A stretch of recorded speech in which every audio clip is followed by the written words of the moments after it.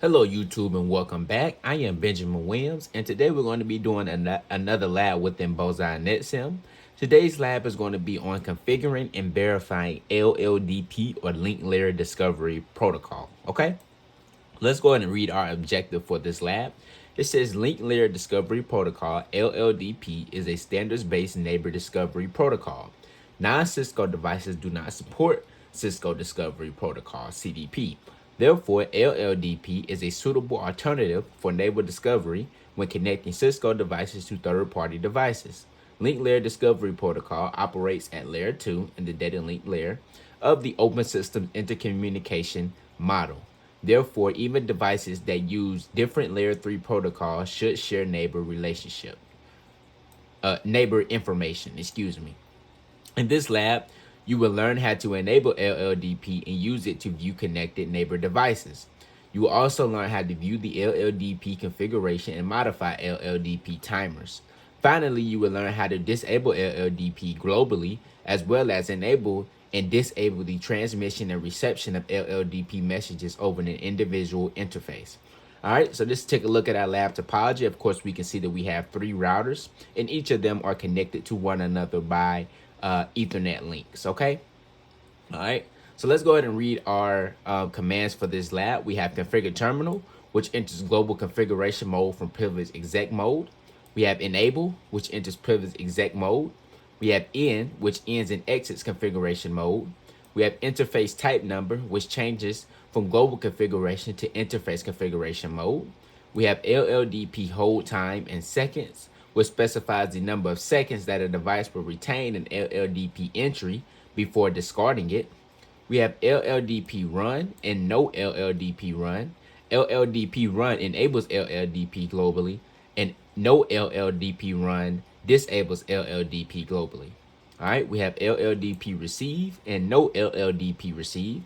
LLDP receives enables LLDP reception on an interface, and no LLDP receive disables LLDP reception on the interface. We have LLDP timer in seconds, which specifies the number of seconds between LLDP advertisements. We have LLDP transit and no LLDP transit. LLDP transmit enables LLDP transmission on the interface, and no LLDP transmit disables LLDP transmission on an interface. We have show LLDP, which displays global LLDP information. We have show LLDP interface interface ID, which displays LLDP information for each local interface. We have show LLDP neighbors, which displays information about directly connected devices. We have show LLDP neighbors detail, which displays detailed information about directly connected network devices. And we have show running config, which displays the active configuration file. So if we take a look at our IP address information for each device, we can see on router 1, we have an IP address of 10.1.1.1 out of one interface and 10.1.1.5 out of another. And it looks like we have a /30 mask for both interfaces. Router 2 also has 2 interfaces. One of them being 10.1.1.2, and the other being 10.1.1.9, and they both have /30 subnet mask. And router 3 also has 2 interfaces.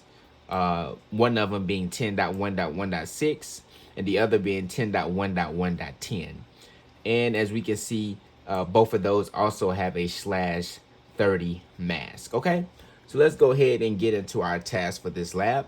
It says task 1, enable LLDP globally. It says in this task, you will learn how to enable LLDP globally. You will also verify that LLDP is enabled. All right, so it says right here. Well, first let's do this. We're going to keep our lab topology right here at the top left. We're going to be doing our readings in the top right, and we're going to do our configuration down here at the bottom. So let's go ahead and go to router 1. All right, and it says right here, it says on router 1, issue the command to display LLDP information. What output is displayed? All right, so if we do an enable and we do show LLDP, you can see that by default LLDP is not enabled. Okay, So that is the output that is displayed. It says question 2, it says on router 1, issue the command to enable LLDP globally. What effect does globally enabling LLDP have on the device? All right. So let's do a configure terminal, and let's do LLDP run, hit enter. And let's see what Boson says the effect of globally enabling LLDP on a device has. So let's see the effect. It says enabling LLDP globally configures the router to send and receive LLDP packets on every active interface, similar to CDP. LLDP can also be enabled or disabled on the interface level on Cisco devices. All right. So, of course, it's receiving and it's also receiving LLDP packets on each active interface. Okay. So let's go ahead and move on to router 1. It says issue the command to verify that LLDP is enabled globally. What additional information is displayed in the command output? So now if we do a do show LLDP run, oops, not run, LLDP, just do show LLDP, we can see that it is now displaying global LLDP information. We can see that our status is active. We can see that the advertisements are sent every 30 seconds. We can see that our hold time is advertised every 120 seconds. And we can see that our LLDP interface reinitialization delay is 2 seconds, okay? So now, question 4 says, on router 2 and router 3, enable LLDP globally. What purpose does enabling LLDP on neighboring devices serve? Why might you use LLDP instead of CDP to obtain this information? So the first question is, what purpose does enabling LLDP on a neighboring device serve? Well, you do this so you can know about which neighbors are connected to a device on each interface. All right. And it says, why might you use LLDP instead of CDP? Well, CDP is only Cisco proprietary, but LLDP is a standards-based protocol. So on non-Cisco devices, you have to use LLDP because not all networking devices are Cisco, as we know. Okay, so let's go to router 2. Let's do an enable, and let's do a configure terminal. Let's do an LLDP run. All right. Let's do the same thing on router 3. Let's do an enable. Let's do a configure terminal. Let's do an LLDP run. All right.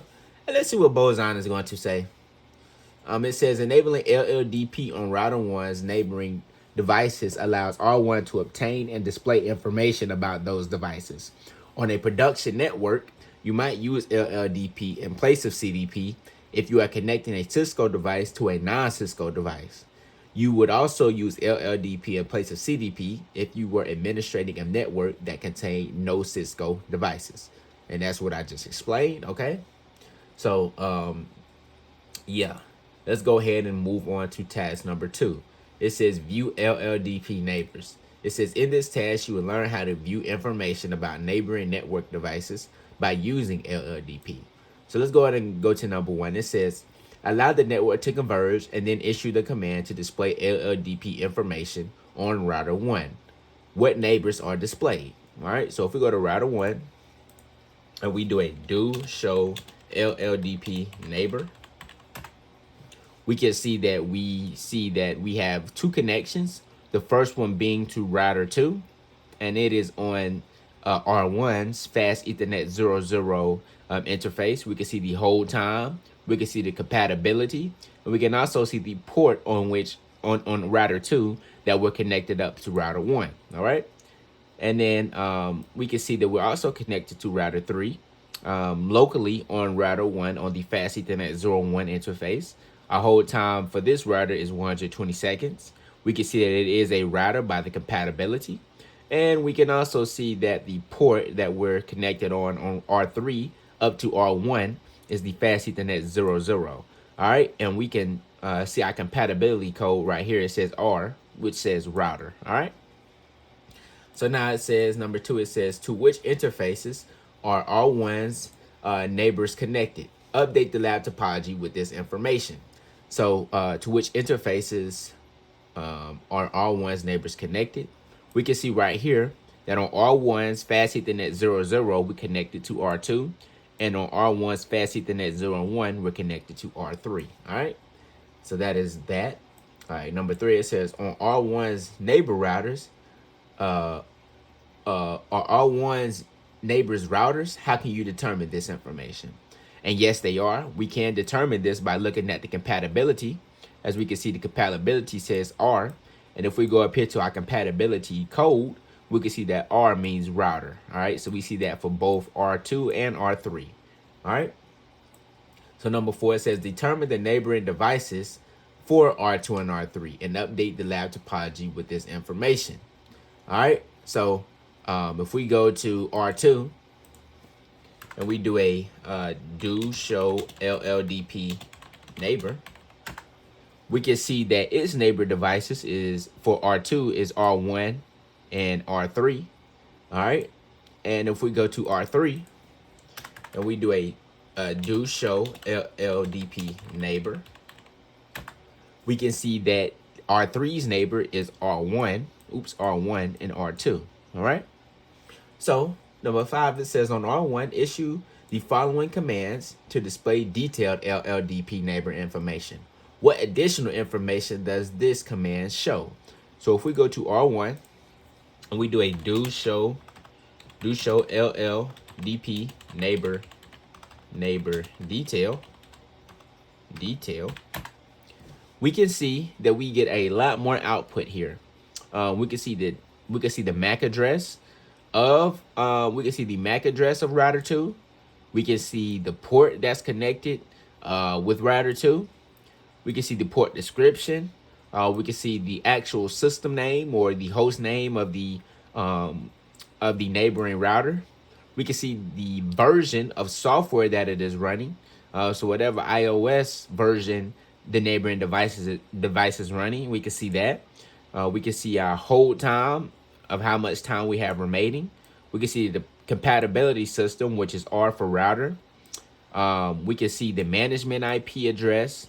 We can see auto negotiation status. We can see the VLAN if this was a switch. We can see the VLAN ID. So we can see the same thing for router 3 as well. So a lot more additional information is obtained when you use the detail command. Okay.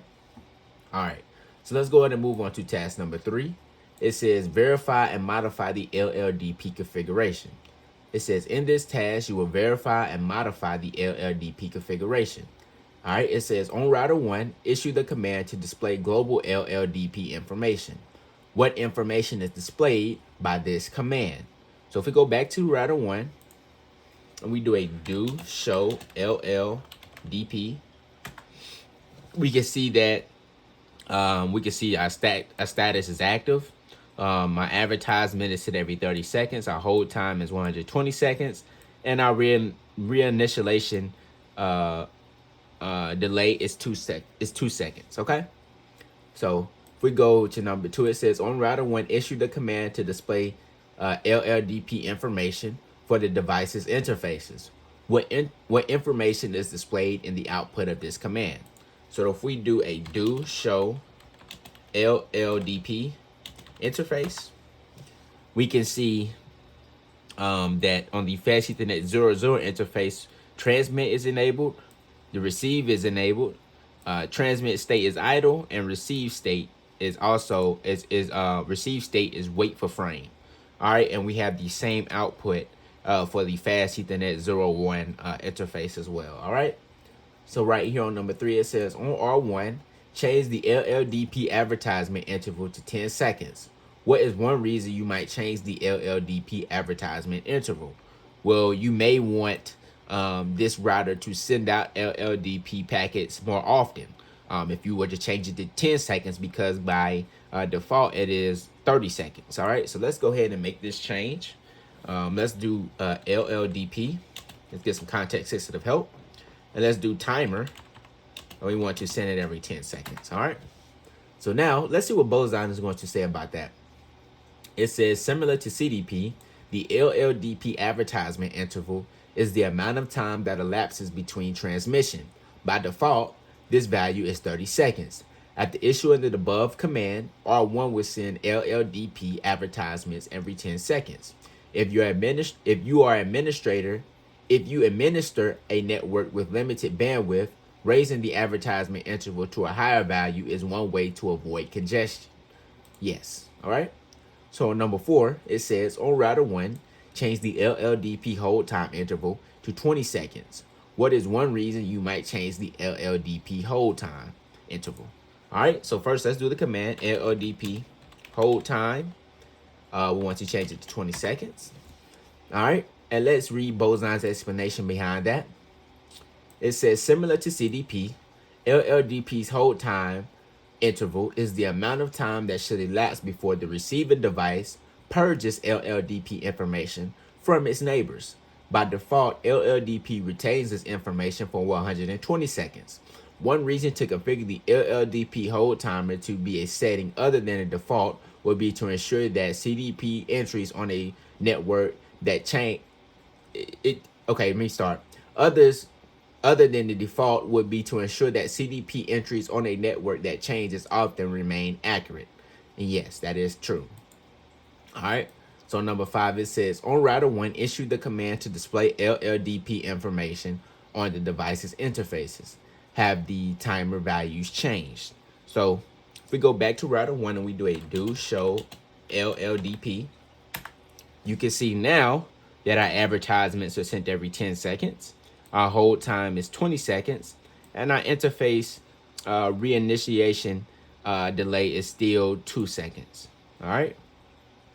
So now it says, number 6, it says on router 2 and router 3, change the LLDP advertisement interval to 10 seconds and hold time interval to 20 seconds so that they match the values you configured on router 1. All right, so let's go to router 2. Let's do LLDP timer 10. Let's do LLDP hold time to 20.